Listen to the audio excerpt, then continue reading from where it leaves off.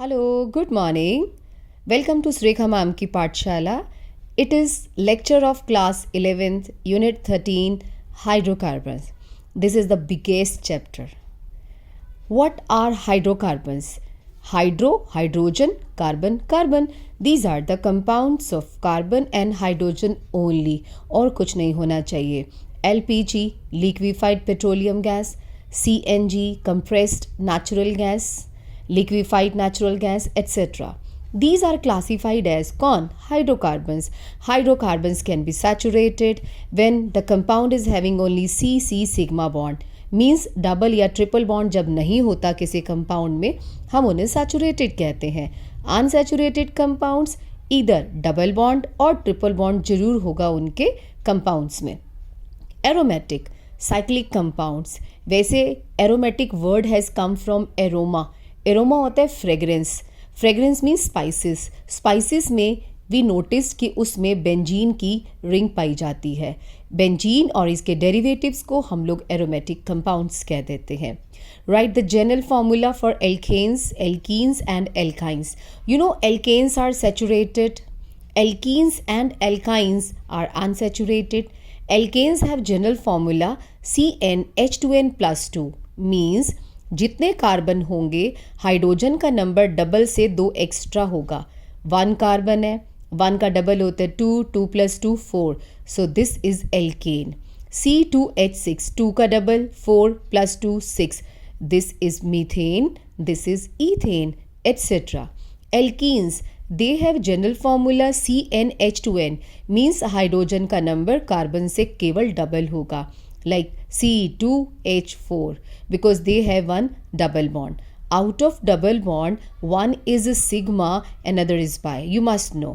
C3H6 इसका next बड़ा भाई है. Alkynes. Alkynes have general formula CnH2n-2 means hydrogen का नंबर कार्बन से डबल करो, उसमें से 2 माइनस कर दो. अगर किसी का ये वाला फॉर्मूला हो तो डेफिनेटली उसके पास एक ट्रिपल बॉन्ड होगा, CH triple bond CH. Overall formula is C2H2 means hydrogen की संख्या डबल से 2 कम है. वेल C3H4 इसे हम कहते हैं ईथाइन. C2H2 को और इसका कॉमन नेम है, well it's common name is acetylene. And this is known as propine, 3 carbon वाला, but it is fitted into alkynes. So C3H4. First alkane में 1 कार्बन होता है, फर्स्ट एल्कीन में 2 कार्बन्स होते हैं, फर्स्ट एल्काइन में minimum 2 carbons होते हैं. अगर ये क्वेश्चन आ जाए कि फिफ्थ एल्काइन कौन सा है, फिफ्थ एल्काइन पेंटाइन नहीं होगा, हेक्साइन होगा. और फिफ्थ एल्केन कौन है, pentane. Okay, what is homologous series? It contains the compounds which have same general formula. देखो सारे एल्केन्स का जनरल फार्मूला सेम है. ये दोनों होमोलोगस सीरीज बनाते हैं, इन दोनों का जनरल फार्मूला सेम है तो ये भी होमोलोगस सीरीज बनाएंगे. ये एल्काइन की होमोलोगस सीरीज है. आपको पता है 2 मेंबर्स के बीच में 1 कार्बन का फ़र्क मिलेगा और 2 हाइड्रोजन का. मीन्स CH2 ग्रुप का डिफरेंस होता है और मास में डिफरेंस होता है 14 AMU. Next question is draw isomers of molecular formula C6H14. मैं आपको पहले बता दूं, आप इसका स्क्रीनशॉट लेते जाओ हर पेज का, ये आपके लिए नोट्स का काम करेंगे और एग्जाम में एग्जैक्टली यही नोट्स पढ़ के चले जाना, आपके बहुत अच्छे मार्क्स आएंगे. Draw the isomers of molecular formula C6H14 and write their IUPAC name. First of all, we have to find out whether it is alkane, alkene और alkyne. See, हाइड्रोजन का नंबर डबल से 2 extra है, इसका मतलब ये alkene है. Okay, आज मैं आपको एक तरीका बताती हूँ कि हम लोग आइसोमर्स बनाते कैसे हैं. सबसे पहले हम क्या करेंगे, 6 कार्बन को एक लाइन में लगा दो. H अपने आप लगा लेना.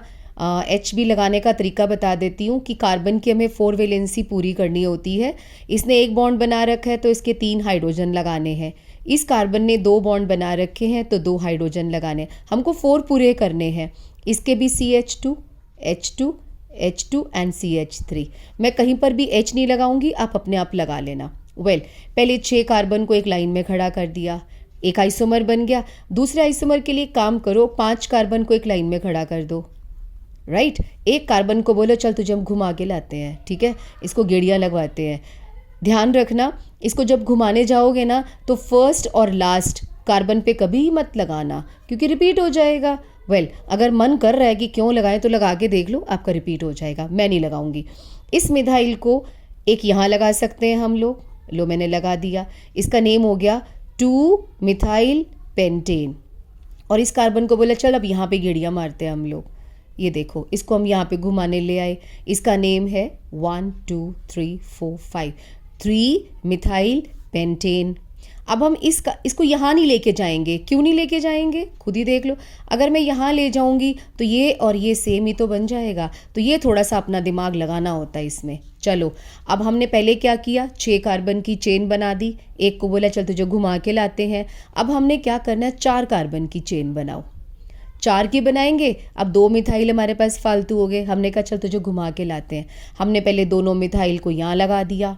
नेक्स्ट टाइम हमने दोनों मिथाइल को एक ही कार्बन पे लगा दिया। देखो, अब इन दोनों को यहाँ नहीं लगा सकते, सेम बन जाएगा। ये हमारे कितने आइसोमर्स हो गए, 1 2 3 4 और 5। ओके, एक और ट्राई करते हैं। अब की बार 3 कार्बन की चेन बनाओ, ठीक है, और बाकी 3 को एडजस्ट करो। नॉट पॉसिबल, क्योंकि पहले और इस पे तो लगाना नहीं है। इट मीन्स ये वाला नहीं बनेगा। तो पहले हमने 6 कार्बन की चेन बनाई। एक कार्बन को उठा के बोला चल तेरी गेड़ियाँ लगवा के आते हैं। गेड़ियाँ लगवा दी, 2 ही जगह गेड़ी लग रही है बस। फिर हमने 2 कार्बन को बोला चलो तुम्हें घुमा लाते हैं। पहले हमने पास वाले कार्बन पे बिठा दिया, फिर सेम कार्बन पे बिठा दिया। क्वेश्चन था C6H14 के आइसोमर्स बताओ और उनका नेम बताओ। इसका नेम है 2 मिथाइल पेंटेन। इसका नेम है 3 मिथाइल पेंटेन। और इसका, ये तो रिपीटेड था, इसका नेम है 1 2 3 4 2 3। मैं एक नाम लिख देती हूँ, 2 3 हाइफन, नंबर के बीच में कोमा आता है, वर्ड और नंबर के बीच में हाइफन आता है। 2 3 di methyl butane. First letter capital होता है, बाकी सारे शॉर्ट होते हैं। इसका नेम है 1 2 3 4। अब हमने नंबरिंग यहाँ से क्यों स्टार्ट करी, बिकॉज सब्सिचुएंट को छोटा पोजीशन मिल रहा था। Numbering should be started in such a way that the substituents may get the lowest locant. Locant means number, location. तो इसका नेम है 2 2, बाकी सारा सेम, डाईमिथाइल ब्यूटेन। तो ये इसके आइसोमर्स है और आइसोमर्स लिखने का तरीका मैंने आपको बता दिया। Right structures of different isomeric alkyl groups corresponding to molecular formula C5H11. Write IUPAC names of alcohols obtained by attachment of OH group at different carbons of the chain. इसने हमें बोला C5H11। अब ये एल्केनी में फिट होता है C5 और H की संख्या डबल से 2 एक्स्ट्रा, उसमें से एक कम कर दिया। इसका मीनिंग पता है क्या है? इसका मीनिंग है अगर मैं ऐसे बनाती हूँ कंपाउंड तो ये बनता है हमारा पेंटेन। C5H12 होना चाहिए था, उसने बोला C5H11। मीन्स एक हाइड्रोजन कहता है हटा दो। कहाँ से? कहता है सब जगह से हटा हटा के देख लो, मुझे तो आइसोमर्स चाहिए। पहले हम ये वाला H हटाएंगे। हटा दिया मैंने, इसकी जगह बॉन्ड दिखा दिया। उसने भी यही बोला है बुक वाले ने कि जो भी क्वेश्चन है, जिसने भी सेट किया क्वेश्चन, C5H11 की स्ट्रक्चर्स बनाओ। एक H मैं यहाँ से हटा सकती हूँ, मैं यहाँ से भी हटा सकती हूँ, यहाँ से भी। देखो अगला आइसोमर ये बन गया। फिर मैं अगली बार H हटाती हूँ यहाँ से। अब यहाँ से नहीं हटाऊंगी क्योंकि ये और ये एक ही बात हो जाएगी। नेक्स्ट टाइम क्या करना है, 4 कार्बन की चेन बनाओ और एक मिथाइल को बोलो बैठ जाए यहाँ पे चुपचाप, ठीक है। अब इसका हाइड्रोजन हटा दो, अगली बार इसका हटाओ, फिर इसका हटाओ, फिर इसका हटा दो। ये देखो अब मैंने इसका रिमूव कर दिया हाइड्रोजन, ये इसका रिमूव कर दिया। अब हम लास्ट वाले का भी रिमूव कर सकते हैं, कर दिया, ठीक है। इसका क्यों नहीं किया? क्योंकि ये और ये एक ही बात है। अगर मैंने इसका रिमूव किया तो ये भी बनेगा, एक कंपाउंड और बनेगा। पहले हमने 5 कार्बन की चेन बनाई, उसके 3 हटा दिए। फिर 4 कार्बन की चेन बनाई, उसके भी हमने 4 स्ट्रक्चर्स बना दी। अब हम 3 कार्बन की चेन बनाते हैं, 2 कार्बन यहाँ लगाते हैं, ठीक है। अब इनमें से किसी का भी H हटा दो, सेम बनेगा, एक ये बन गया। तो हमारा पहला क्वेश्चन कंप्लीट हो गया। इट सेज कि C5H11 के आइसोमर बनाओ। फिर करस्पॉन्डिंग अल्कोहल का मतलब है जहाँ जहाँ से आपने H हटाया है ना, वहाँ वहाँ OH लगा दो। लो जी, लगा दिया हमने OH, right. OH OH OH OH OH। Last question is सबका नेम भी बता दो। It's very simple, it is 1 2 3 4 5 pentane 1 ओल। पेंटेन 1 ओल। पेंटेन का ई हमने ड्रॉप कर दिया यहाँ से क्योंकि पीछे वॉवल था। AOIOU हो तो हम यहाँ से ई हटा देते हैं। पेंटेन 1 ओल, इसका नाम है 1 2 3 4 5। मैंने नंबरिंग यहाँ से क्यों स्टार्ट करी? बिकॉज OH को यहीं से छोटा नंबर मिल रहा था, वहाँ से करती तो 4 नंबर मिलता इसको। इट्स नेम इज़ पेंटेन 2 ओल। और इसका नेम क्या है? इसका नेम है पेंटेन 3 ओल। अब इसमें 1 2 3 4, दिस इज मिथाइल ग्रुप, इसका नेम है 2 मिथाइल, राइट, ब्यूटेन 1 ओल। ब्यूटेन 1 ओल, इसका नेम है 2 मिथाइल ब्यूटेन 2 ओल। अब इसमें नंबरिंग यहाँ से शुरू करेंगे, क्यों? बिकॉज OH को यहाँ से छोटा नंबर मिल रहा है 3 4। इसका नेम है 3 मिथाइल ब्यूटेन 2 ओल। और इसका नेम नंबरिंग वहाँ से स्टार्ट करेंगे जहाँ से OH नज़दीक पड़ता है, बिकॉज मिथाइल की कोई भी प्रेफरेंस नहीं होती है, सारी प्रेफरेंस OH की है। It will be 1 2 3 4, 3 methyl butane 1 ओल। इसका नेम क्या है? 1 2 3, 2 2 डाई मिथाइल। 2 मिथाइल 2 पोजीशन पे लगे हैं, 2 2 di methyl propane 1 ol. These are the isomers of C5H11OH. Right. Come to the next question. ये क्वेश्चन हमने कर लिया है। See the next question. ये वही है, नाम नहीं लिखा हमने, अब लिख दिया। नेक्स्ट क्वेश्चन है, write down the IUPAC names of following. CH3 whole thrice C CH2 CH3। पहले तो इसका मीनिंग आपको पता होना चाहिए। वो मीनिंग कैसे निकालेंगे? आंसर्स तो मैंने नीचे लिखे हुए हैं। ये देखो, इसको हमने ओपन किया, इस C पे CH3 होल थ्राइस है, ये वाला C ये रहा, राइट। इसके ऊपर 3 मिथाइल लगा दो। CH3 होल थ्राइस C का मतलब होता है इस कार्बन पे 3 मिथाइल लगे हैं, CH2 CH2 C C।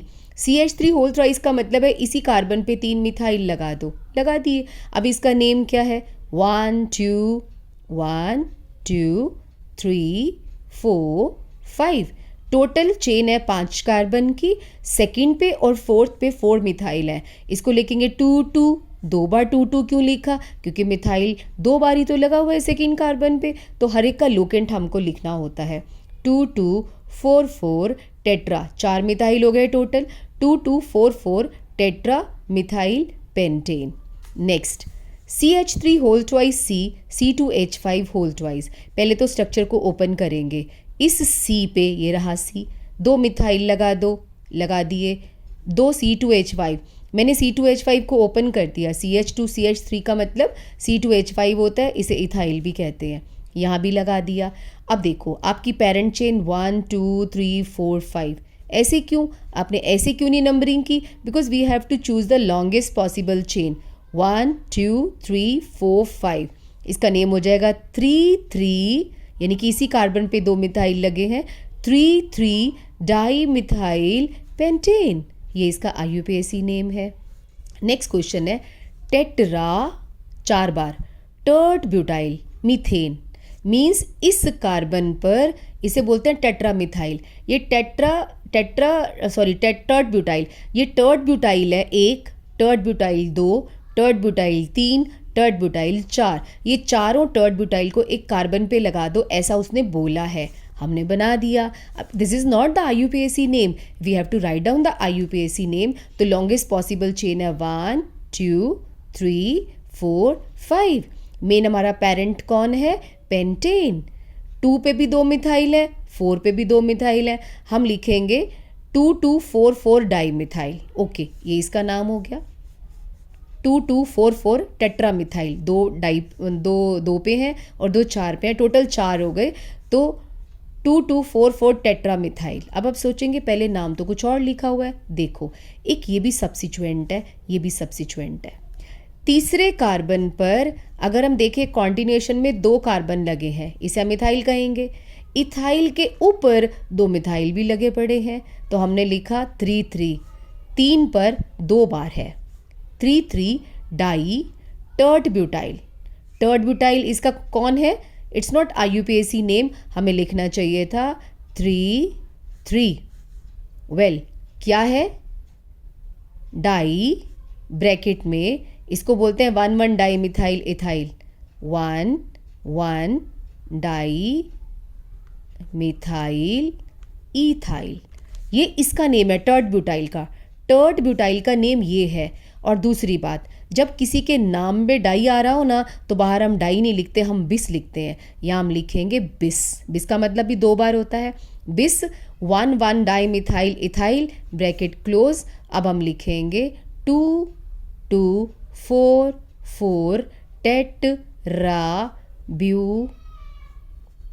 4 methyl tetra methyl pentane, ये इसका IUPAC नेम है। बिस क्यों लिखा? बिकॉज 2 बार था। डाई क्यों नहीं लिखा?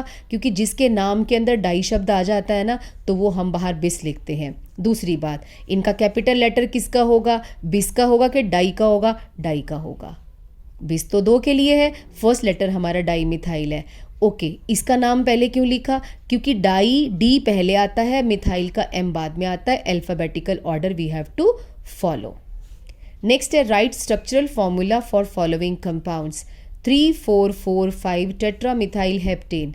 जब किसी का नेम से स्ट्रक्चर लिखने को आ जाए, सबसे पहले वर्ड रूट देखते हैं। वर्ड रूट का मतलब होता है टोटल कार्बन की चेन कितने कार्बन्स की है।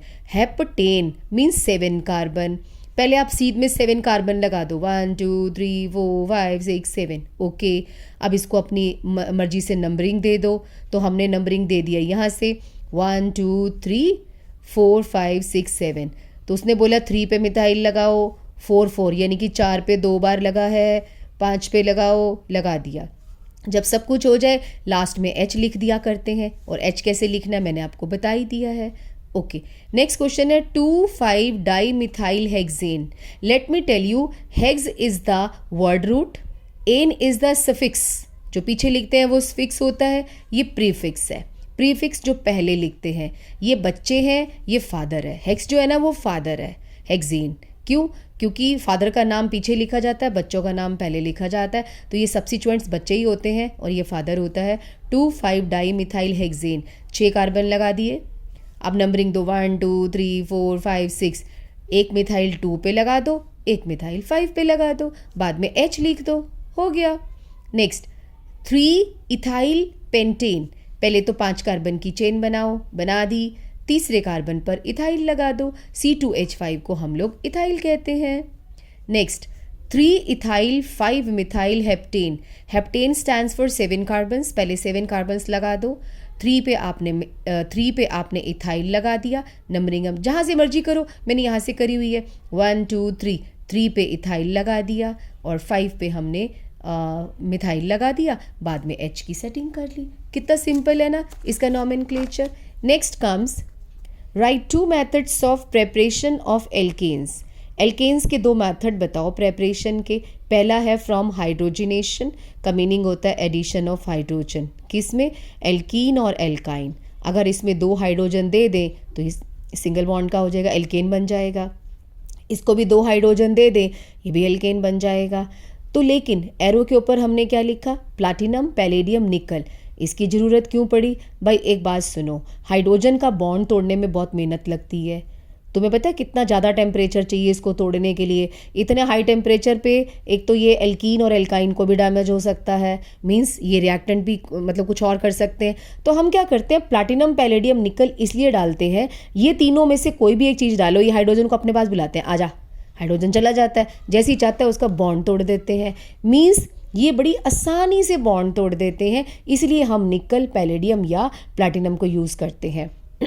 इसमें से निकल है थोड़ा सा टेम्परेचर मांगता है, निकल कहता है थोड़ा सा 475 पे केल्विन पे गर्म कर दो, मैं तो तोड़ पाऊंगा, लेकिन ये तोड़ देते हैं। ओके, सो इसमें हमें 2 मोल हाइड्रोजन के डालने पड़े क्योंकि 2 पाई बॉन्ड थे। तो CH3 मीन्स इथीन से हमने इथेन बना लिया, इथाइन से या एसिटाइलिन से हमने इथेन बना दिया। अगला है from alkyl halide by reduction.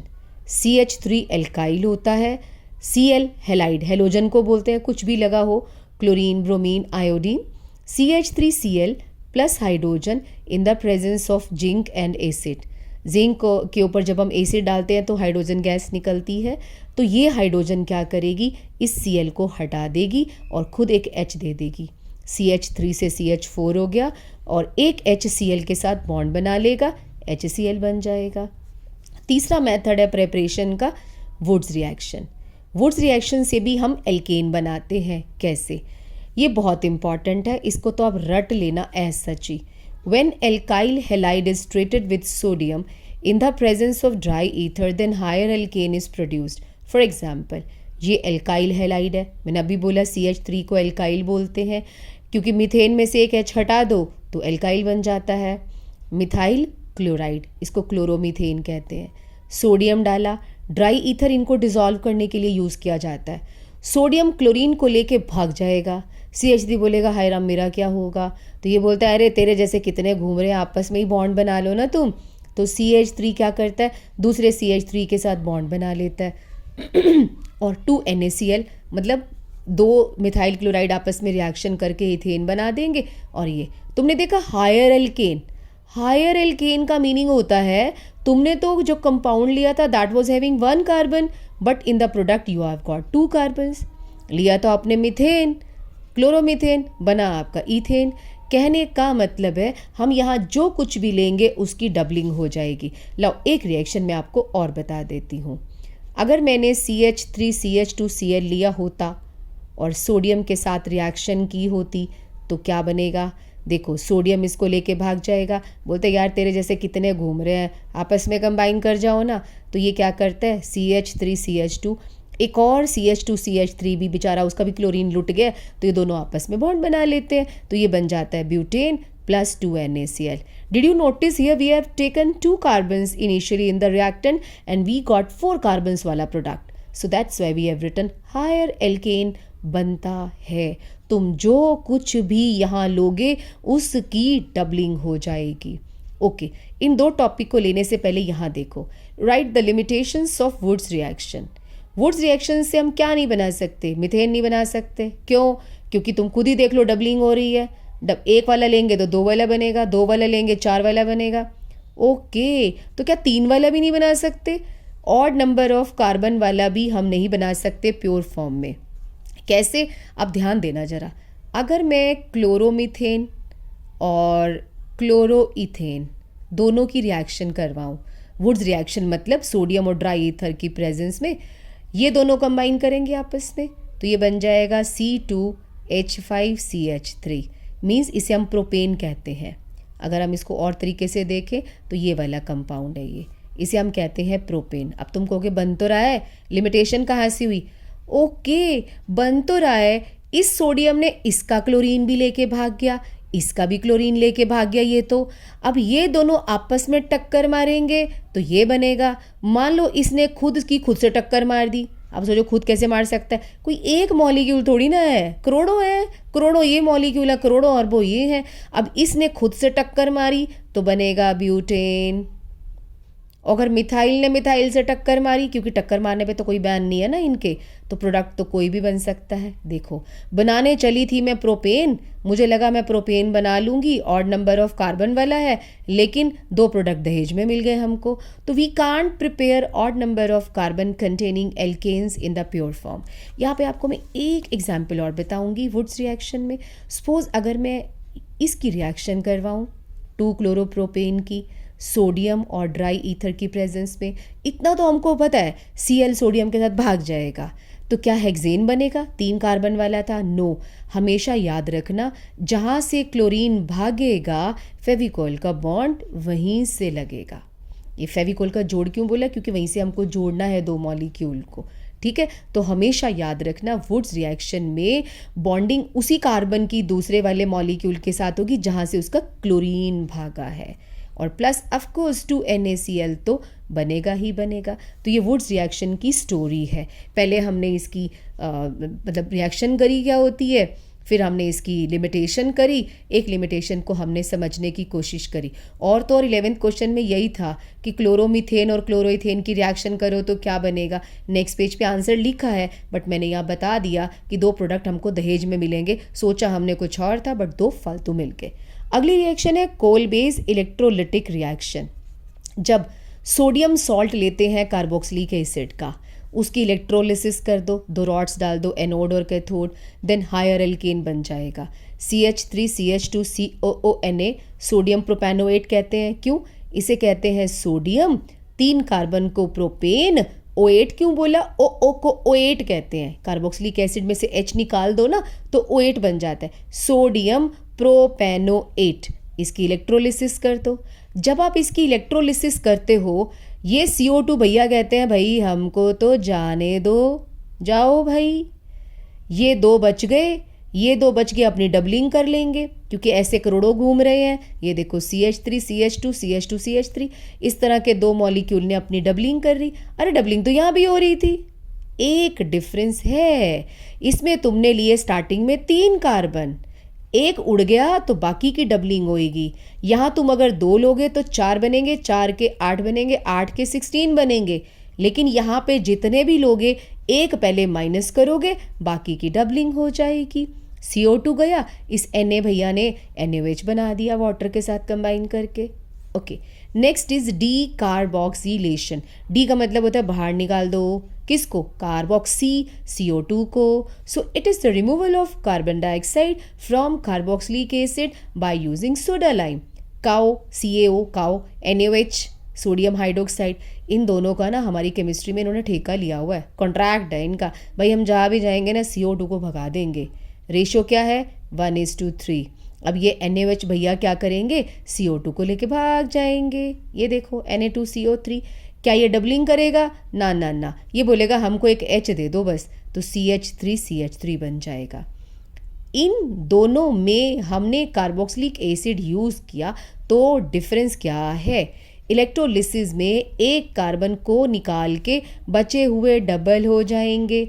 Decarboxylation में बेचारे में एक कार्बन कम हो जाता है, डबलिंग नहीं होती है। ये फ़र्क है दोनों में। यहाँ पे काओ आपने इस्तेमाल करी है CaO, लेकिन यार रिएक्शन में तो नहीं है, ये करने क्या आई थी? अरे पता है क्या CaO क्यों यूज़ करते हैं? NaOH की आदत है, पानी के साथ रिएक्शन करता है, तो CO कहता है ओए चुपचाप अपनी रिएक्शन कर, इधर उधर वाटर नहीं पीना तूने जाके, मैं पीऊँगा वाटर। तो ये इसको ड्राई रखता है, क्योंकि हाइग्रोस्कोपिक होता है ना, मॉइस्चर एब्जॉर्ब कर लेता है, तो इसको ये ड्राई रखता है। तू और कोई काम नहीं करेगा, चुपचाप ये काम कर बैठ के। नेक्स्ट क्वेश्चन है 11th, तो मैंने बता ही दिया आपको। नेक्स्ट है, ये वही था, 2 प्रोडक्ट दहेज में मिलेंगे। What is effect of branching on boiling point of alkane? Alkane के बॉइलिंग पॉइंट बेचारों के बहुत कम होते हैं, और कहते हैं ब्रांचिंग से क्या फ़र्क पड़ेगा। यहाँ पे ये बताने की कोशिश की गई है, देखो नियोपेंटेन, आइसोपेंटेन, एनपेंटेन। नियोपेंटेन का बॉइलिंग पॉइंट सबसे कम है, आइसोपेंटेन का ज़्यादा है, एनपेंटेन का ज़्यादा है। इन तीनों का मीनिंग क्या होता है, लो मैं आपको बताती हूँ। देखो, फर्स्ट ऑफ ऑल इसका बॉइलिंग पॉइंट कम है, 2 कार्बन है, 3 कार्बन वाले का ज़्यादा होगा, 4 वाले का इससे ज़्यादा होगा। As the number of carbon atom increases, boiling point increases. लेकिन अगर सब में कार्बन की संख्या सेम हो, इसमें भी और इसमें भी और इसमें भी, अब देखो सब में 5-5 कार्बन है, इसको बोलते हैं n pentane. N stands for normal, सीधा, ठीक है। और इसे हम बोलते हैं, ये देखो 2 पे मिथाइल लगा है ना, इसे हम आइसोपेंटेन कहते हैं, यानी कि दूसरे कार्बन पर ब्रांचिंग है, इसे हम नियोपेंटेन कहते हैं। ये नियोपेंटेन होता है जब एक कार्बन 4 से घिरा होता है ना, नियोपेंटेन कहते हैं। ब्रांचिंग, ये गोल हो गया, गोल, ये सीधा है, जो जितना सीधा होगा उसका बॉइलिंग पॉइंट उतना ज़्यादा होगा। इसका बॉइलिंग पॉइंट इससे ज़्यादा है, इसका उससे ज़्यादा है। मींस ब्रांचिंग से सरफेस एरिया कम होता है और वैन डर वाल्स फोर्स भी डिक्रीज हो जाता है। So what is the effect of branching on boiling point of alkanes? With branching boiling point decreases because surface area decreases, van der van der Waals force कम हो जाता है, बॉइलिंग पॉइंट भी decrease हो जाता है। नियोपेंटेन में सबसे ज़्यादा ब्रांचिंग थी तो बॉइलिंग पॉइंट सबसे कम होगा इसका, एन पेंटेन का सबसे ज़्यादा होगा। नेक्स्ट है write mechanism for halogenation of alkane. इस क्वेश्चन को कराने से पहले let me tell you alkane की केमिकल प्रॉपर्टीज़ क्या है। जो एल्केन है ये सब्स्टिट्यूशन रिएक्शन शो करता है, राइट और जो क्वेश्चन हमने देखा हैलोजिनेशन, इसे हम फ्री रेडिकल सब्स्टिट्यूशन रिएक्शन कह सकते हैं।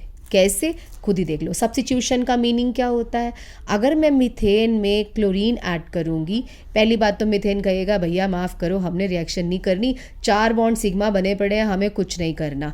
लेकिन हम तो ढीठ हैं, हमने तो सनलाइट भी डाल दी। अब सनलाइट डाली है तो रिएक्शन तो होएगी होएगी। इसका एक हाइड्रोजन हटेगा, उसकी जगह पे Cl आ जाएगा और दूसरा H Cl के साथ कंबाइन कर जाएगा। बट हाउ, कैसे हुई, उसी को हम बोलते हैं मैकेनिज्म। नॉर्मली बता दूं, एल्केन की इच्छा नहीं होती है रिएक्शन करने की, लेकिन सनलाइट डाल के हमने इसको फ्री रेडिकल में कन्वर्ट कर दिया। फ्री रेडिकल एक बड़ी खतरनाक चीज़ होती है, खुद ही देख लो क्या होती है। देखो अब उस रिएक्शन का मैंने मैकेनिज्म बताया। मीथेन में क्लोरीन डाला, सनलाइट की प्रेजेंस में HCl निकल गया, CH3Cl बना, रिएक्शन रुक ही नहीं रही। क्लोरीन कहता है अच्छा तेरे सारे H जब तक हटते नहीं हम तो चलते चले जाएंगे। ये देखो CH2Cl2, आगे फिर CHCl3। तो लास्ट में we get the mixture of products, हमको मिक्सचर मिलता है। अब आप सोच रहे हो कि आखिरी प्रोडक्ट क्यों नहीं मिलता। देखो भाई, मीथेन के करोड़ों मॉलिक्यूल हैं, जैसे ही आपने क्लोरीन डाला सारे एक साथ तो चालू नहीं हो जाते ना। उनमें से 100 मॉलिक्यूल ऐसे होंगे आलसी कहेंगे, बोलते भाड़ में जाए रिएक्शन हमने तो नहीं करनी, हम तो सो रहे हैं आराम से। और कुछ होंगे इंटेलिजेंट बच्चे, फटाफट फटाफट क्लोरीन आया चलो रिएक्शन करो बनाते हैं। तो कुछ तो एंड तक पहुंच जाएगा और कुछ अभी आलसी कहेंगे यहाँ तक पहुंचे हैं, और कुछ तो अभी स्टार्ट ही करी है जर्नी, कोई ज़्यादा नहीं। सो इसीलिए हमको एंड पे प्रोडक्ट का मिक्सचर मिलता है। अगर आप चाहो कि नहीं नहीं हमको तो एंड प्रोडक्ट चाहिए, तो एक काम करना, क्लोरीन कुछ ज़्यादा ही डाल देना। जो आलसी सोए हुए बच्चे हैं ना, वो भी रिएक्शन करके अपना मीथेन जो है वो क्लोरोफॉर्म बना ले या कार्बन टेट्राक्लोराइड। ओके, मैकेनिज्म क्या है। पहले स्टेप में सनलाइट ने क्लोरीन को सेंटर से तोड़ दिया। कैसे, ऐसे बोलते एक इलेक्ट्रॉन तू ले, एक इलेक्ट्रॉन तू ले, मैं कोई पार्शियलिटी नहीं करता। ऐसी फिजन को हम कहते हैं होमोलिटिक फिजन, यानी कि बॉन्ड ऐसे टूटा दोनों को एक एक इलेक्ट्रॉन मिला। अब ये बन गया फ्री रेडिकल। ये फ्री रेडिकल, तुमने कभी वो खेला है, खो खो खेली है। खो खो में क्या होता है, एक बच्चा दूसरे को खो कहता है और वो बारी देता है। अब ये खो खो खेलेंगे, कैसे, खुद ही देख लो। ये क्लोरीन भैया यहाँ से आए, मीथेन को बोलता खो, खो का मतलब है मेरे को H दे दे, चल तू बारी दे अब जाके। ये देखो मिथाइल अब बारी देगा जाके। CH3 पे रेडिकल आया, क्लोरीन को बोलता है खो, तो उसने क्लोरीन एक लपक लिया और दूसरे को बोलते चल जा बारी दे किया। अब ये फिर जाएगा CH3Cl के पास, मीथेन के पास भी जा सकता है। इसलिए ये प्रोडक्ट बनते चले जाते हैं क्योंकि ये खो खो खेलते हैं। चलो जी, अब क्या हुआ, खो खो खेलते खेलते खेलते खेलते सबकी बारी आ गई। लास्ट में ये बच गए, बोलते यार हम क्या करें, अब तो कोई बंदा ही नहीं है खो खो कहने वाला। ले, इसने इससे टक्कर मारी, क्लोरीन बन गया। इसकी इससे टक्कर लगी, CH3Cl बन गया। इसकी इससे टक्कर लगी, इथेन बन गया। वाओ, ये तो बड़ा अनएक्सपेक्टेड प्रोडक्ट है, ये तो आपने बताया ही नहीं यहाँ पे बनता है। यस, क्योंकि बहुत थोड़ा बनता है। आपकी NCERT में क्वेश्चन है, जब मीथेन की हेलोजिनेशन हो रही थी तो उसमें इथेन कहाँ से प्रकट हो गया, तो आप कहेंगे जो चेन टर्मिनेशन प्रोसेस होता है ना, उसमें थोड़ा सा बन जाता है। ये मेन प्रोडक्ट नहीं है। अब लास्ट में क्या करेंगे, जब कोई खो खो खेल ही नहीं रहा, अब ख़त्म तो करनी है ना कहानी, एनर्जी पड़ी हुई है, तो फ्री रेडिकल आपस में कंबाइन करके चेन की टर्मिनेशन कर देते हैं। Always remember, in free radical mechanism always 3 steps are there. Chain initiating step, chain propagating step, चलता जा रहा है चलता जा रहा है चलता जा रहा है, चेन टर्मिनेटिंग स्टेप, खत्म, गेम खत्म हो गई, थक गए सारे, सामान ही नहीं है, so it will be and. Next question, combustion.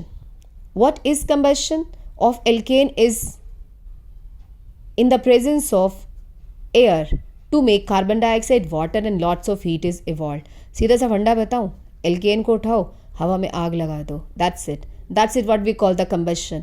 Methane था, इथेन है, प्रोपेन है, कोई भी एल्केन है उसको हवा में जला दो, आग लगा दो, CO2 बनेगी, वाटर बनेगा, हीट निकलेगी।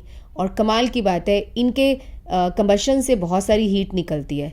दुनिया में कोई भी कंपाउंड जब जलने पर बहुत सारी हीट देता है ना, उसे हम फ्यूल के रूप में यूज़ करते हैं। तो सारे alkanes can be used as fuel. Next is isomerisation reaction. ये अब सारी एल्केन की रिएक्शंस चल रही हैं। ओके, आइसोमराइजेशन क्या है? हमने एन हेक्सेन लिया, एन स्टैंड्स फॉर नॉर्मल, सीधा, नो ब्रांचिंग इज देयर। हमने इसको एन हाइड्रस मीन्स सूखा होना चाहिए, पानी बिल्कुल नहीं होना चाहिए। AlCl3 के साथ हमने इसको गर्म कर दिया। गर्म किया तो ये क्या करता है, एक मिथाइल को बोलता है चल तेरी गिड़ियाँ लगवा के आता हूँ, इसको उठा के यहाँ पटक देता है, यानी कि आइसोमर बना देता है। And this reaction is known as isomerisation. Next is aromatisation. नाम से ही लग रहा है एरोमेटिक सब्सटेंस बन रहा होगा। हाँ हाँ, बनी तो रहा है। ये देखो किससे? ऑफकोर्स जो एरोमेटिक नहीं होगा, एलिफेटिक। एलिफेटिक का मतलब होता है जिसमें ये बेंजीन रिंग ना हो, वो एरोमेटिक होता है, या साइकिल ना हो। It is the formation of aromatic compounds, यानी कि बेंजीन और बेंजीन के भाई बंधु, from aliphatic compounds on heating eight 773 kelvin, 1020 atmospheric pressure, in the presence of oxides of vanadium, molybdenum और क्रोमियम। अरे सुनो, इनमें से एक भी चीज़ मिस मत करना, नहीं तो नहीं बनेगा। ये एन हेक्सेन है, यही था। फिर ऐसे क्यों लिखा? अरे टेढ़ा लिख सकते हैं बताने के लिए, है यही वैसे बेसिकली। हमने इसमें Cr2O3 क्रोमियम का ऑक्साइड, MoO3 हमने मॉलिब्डेनम का ऑक्साइड, या V2O5 कुछ भी डाल दो। साथ में 773 केल्विन टेम्परेचर पे गर्म करना है, और 10 to 20 एटमॉस्फेरिक प्रेशर। भाई इनमें से कुछ भी कम मत करना, नहीं तो रिएक्शन रॉन्ग हो जाएगी। देखो एरोमेटाइजेशन हो गई। कैसे? इन दोनों का H गया, दोनों ने हाथ मिला लिया, सबका एक एक H उड़ा दिया गया इनके द्वारा, तो सभी के ऊपर ये बॉन्ड आ गया। What does it mean? ये था, इसका फॉर्मूला है C6H14, तो ये बन गया आपका C6H6। तो कितने H गायब हो गए? 8। 8 का मतलब है 4H2 आपके बन जाते हैं साथ में। अगली रिएक्शन है पायरोलिसिस। पायर का मतलब हीट, लिसिस का मतलब छोटे छोटे टुकड़े, यानी कि तोड़ दो इसको। It is the conversion of higher alkane into mixture of smaller alkanes and alkenes on heating it strongly. मैंने C6H14 को हीट करा, ठीक है, तो क्या बनेगा? C6H12H2। देखो मैं तुम्हें यहाँ करके बताती हूँ। 1 2 3 4 5 6। मैंने इसको हीट करा तो यहाँ से टूट, कहीं से भी टूट सकता है, यहाँ से टूट गया। ओहो, दोनों कहते हैं ओ यार ये क्या कर दिया, हाइड्रोजन तो कम पड़ जाएगा। अरे टेंशन क्यों लेता है, तू डबल बॉन्ड रख और तू इसका हाइड्रोजन ले ले। देखो सेटिंग हो गई इनकी, C4H18 C2H6, यानी कि यहीं से टूटा है, इसको C2H6 हो गया इसका, इस बेचारे का डबल बॉन्ड। तभी तो जब भी एल्केन की पायरोलिसिस होगी तो आपको छोटा एल्केन और छोटी एल्कीन मिलेगी, दो एल्कीन नहीं मिलेंगे, क्योंकि हाइड्रोजन कहाँ से आएगा। सो when they are heated strongly, the bonds will be broken and you will get the mixture of alkane and alkene, right? और इसमें तो खाली दो हाइड्रोजन गायब हो गए, एल्कीन आ गया। सो केमिकल प्रॉपर्टीज कौन सी थी? Halogenation, combustion, isomerisation, aromatisation, pyrolysis. Next is what are conformational isomers और rotamers? Different spatial arrangement of atoms in same molecular formula due to free rotation around carbon-carbon sigma bond, and these conformers can be interchanged into one another. बाप रे बाप, एक भी line समझ में नहीं आई। Well, मैं बताती हूँ इसका मीनिंग क्या होता है, अब समझाती हूँ। देखो ये हमारा इथेन भैया है, ये इसके बॉन्ड बने पड़े हैं, 4 बॉन्ड है ना, ये देखो इन सब पे H लगा पड़ा है, ठीक है। अब होगा क्या, ये बॉन्ड ना ऐसे रोटेट करता रहता है, फ्रीली रोटेट कर देता है, फ्रीली रोटेट। अब इसके ऊपर जो भी ग्रुप्स लगे हुए हैं, इमेजिन करो इसके ऊपर ये ग्रुप लगे, इसको रोटेट करना, ज़रा घुमा दो, इसको घुमा दो। इसको घुमाएंगे ना तो इसके H दूसरे H के साथ ना अपनी पोजीशन बदलते रहेंगे। कैसे? तुम इमेजिन करो मैंने इसको पूरा घुमा दिया, घुमाने के बाद ये देखो इसके 2 H ऊपर चले गए, एक नीचे आ गया, और ये H पहले के पहले पड़े हुए थे। ये देखो मैंने अब क्या दिखाया, इसमें H ऊपर था, 2 नीचे थे, ऊपर था 2 नीचे, इसमें भी ऊपर 2 नीचे, 2 ऊपर 1 नीचे। इसको मैंने पूरा घुमा दिया, लेकिन पूरा घूमने से पहले थोड़ा थोड़ा थोड़ा थोड़ा थोड़ा थोड़ा थोड़ा घूमेगा तो कितने सारे कन्फर्मेशनल आइसोमर्स बनेंगे? Infinite number. How many conformations of ethane are possible? Infinity. Why, क्योंकि जितना मर्जी घुमा लो इसको, ये मैंने दो एक्सट्रीम केस बताए हैं। जब ये दोनों एच एच एच एच आमने सामने थे तो इसको हम एक्लिप्स्ड कहते हैं, और जब ये एक दूसरे से दूर हो जाते हैं, दो ऊपर एक नीचे ये वाला सीन आ जाता है, उसे हम कहते हैं स्टैगर्ड आइसोमर्स।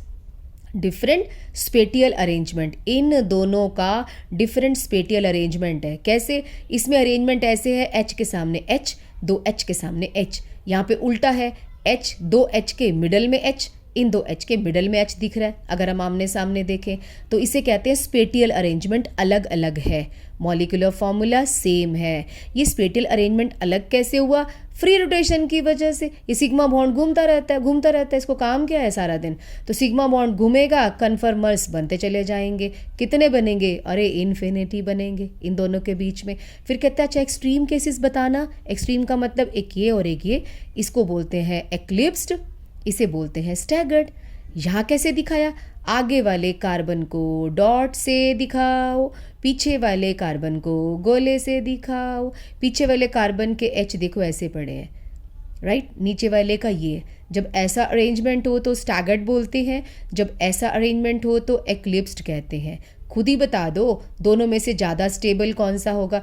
ऑफ कोर्स ये, क्योंकि सारे एच एक दूसरे को दूरी पे पड़े हुए हैं, यहाँ पे धक्के मार रहे हैं एक दूसरे के बीच, चलो पीछे हो। लाइक ये जो है एक्लिप्स्ड कन्फर्मेशन है, ये अनस्टेबल है, ये सबसे ज़्यादा स्टेबल कन्फर्मेशन है। तो अगर मैं आपसे पूछूं कन्फर्मेशनल आइसोमर्स कैसे पैदा होते हैं? Free rotation around carbon carbon sigma bond से पैदा होते हैं। कितने होंगे? इन्फिनिटी, क्योंकि कितना ही घुमा लो। टू एक्सट्रीम केसेस क्या है इथेन के? Staggered and eclipsed, which is more stable, of course staggered, because सारे H एक दूसरे से दूरी पे हैं, बहुत दोस्ती है इनमें धक्के मारी जा रहे हैं एक दूसरे के पीछे, बोलते चल हट साइड पे हो, लाइक मतलब स्टेरिकली हिंडर्ड हैं ये। Next comes, these are the skew conformations, जो बीच में होती है ना बाकी की। देखो ये यहाँ बना रखा है मैंने ऐसे वाला, इसे साहॉर्स कहते हैं। साहॉर्स कन्फर्मेशनल आइसोमर्स हैं ये, राइट? ये देखो एच के सामने एच एक्लिप्स्ड है, ये स्टैगर्ड है। ऑफ कोर्स ये इससे ज़्यादा स्टेबल होगा क्योंकि ये दूरी पे है, ये थोड़ा सा एक दूसरे को तंग कर रहे हैं। इनके बीच का जो एंगल है ना वो 0 डिग्री है। क्यों? क्योंकि दोनों एक दूसरे के सामने हैं, तो 0 डिग्री का बॉन्ड एंगल हुआ ना इनका, तो इसे डाईहेड्रल एंगल भी कहते हैं। और इसमें टॉर्शनल स्ट्रेन है। हाय हाय कितनी रिपल्शन है, चल हट दूर हट, ये कहता है इसको जगह नहीं है, कहाँ बैठा हुआ है। अब ये इनको नहीं कहते, ये दो के बीच में जगह खाली पड़ी थी, ये मस्ती मार रहा है। यहाँ दो के बीच में खाली जगह पड़ी थी, वो ऐश कर रहा है। तो कहते हैं दूर रह, पास आने की जरूरत नहीं है ज़्यादा। तो एक्लिप्स्ड कन्फर्मेशन इज लीस्ट स्टेबल। यहाँ मैंने क्या लिखा है? स्टैगर्ड कन्फर्मेशन को 12.5 किलो जूल दे दो, वो एक्लिप्स में बदल जाएगा। इसे तो साफ पता चल रहा है कि अगर एक बीकर के अंदर इथेन बड़ा होगा, ये आपस में एक दूसरे में गेड़ियाँ ही मारे जा रहे हैं। यस, स्टैगर्ड एक्लिप्स में, एक्लिप्स स्टैगर्ड में बदली जा रहा है। अगर टेम्परेचर ज़्यादा होगा, एक्लिप्स्ड लोग ज़्यादा होंगे।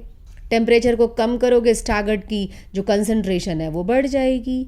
सो this marks the end of alkane. Alkane में हमने क्या सीखा, थोड़ा सा रिवाइज कर लेते हैं।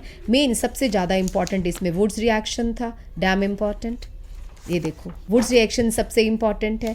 Decarboxylation, Kolbe, limitation of Wurtz reaction अगर हम रिवाइज करें तो। वैसे तो वीडियो को करके देख लेना बार बार। एक ब्रांचिंग से बॉइलिंग पॉइंट घट जाता है, और फ्री रेडिकल हेलोजिनेशन, बाप रे बाप इतनी खतरनाक होती है, खो खो खेलती है बैठ के, और अनएक्सपेक्टेड प्रोडक्ट बना दिया। कंबशन क्या होता है? Pyrolysis, isomerisation, aromatisation, conformational isomers. So this marks the end of hydrocarbon का एल्केन वाला पोर्शन। और नेक्स्ट लेक्चर में हम मिलेंगे एल्कीन के साथ। Till then take care, bye bye.